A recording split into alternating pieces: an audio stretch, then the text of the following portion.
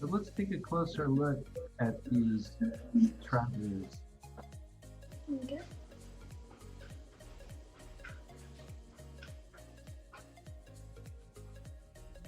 Can you read this section for me, getting ready to go? Okay, getting ready to go. So I don't really know how to pronounce the first word. Oh, let me help you. I'm glad you asked. Pioneers. Pioneers? Pioneers. 我会来讲. Okay. So do you know what that means? It's up here. In the spring of 1843, more than 800 pioneers began a journey from independence, Missouri to Oregon City, Oregon. Pioneers are the first people to try something, no matter what it is. If you're the first, in the first group, you're a pioneer. Okay. So we can even talk about like a musician as a pioneer because maybe he plays the guitar different than everybody else. And you say he was a musical pioneer. Okay. Or someone who is a great poet or a painter. He is a pioneer of the painters. But these are the actual pioneers that set out to be the first people across the country. Okay. Something.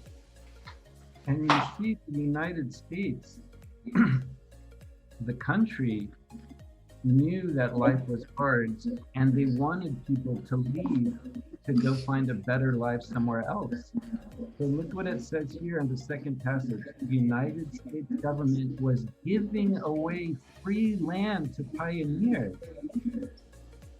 So they said, look, if you want to be the first one to pioneer to this place, we'll just give you land. You don't even have to pay for it. So, Really? yeah, as a result, lots of people said, okay, that sounds great to me. I'll do it. And they got free land. Yeah. But they got very hungry. They got very hungry and they knew they had a difficult. So let's read that again. Getting ready to go. Pioneers, go for it. Okay.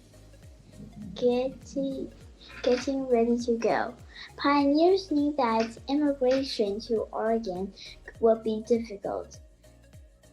The trip was more than 2,000 miles of dusty, bumpy trails and would take at least 5 months.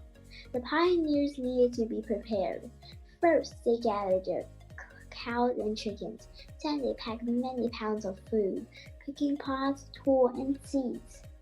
Covered wagons. So wagons were the main form transportation on the Oregon Trail.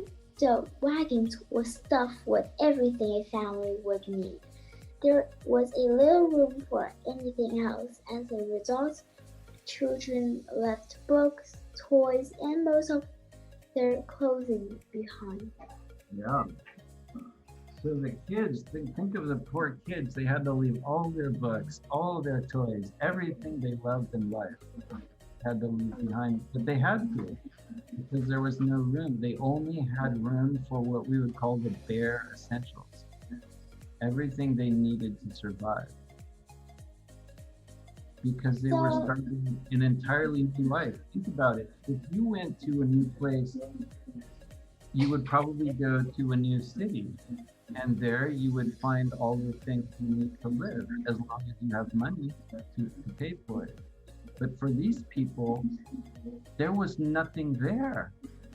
So they couldn't go to a store to buy anything. They either had to bring everything they needed, or they would have to make it when they got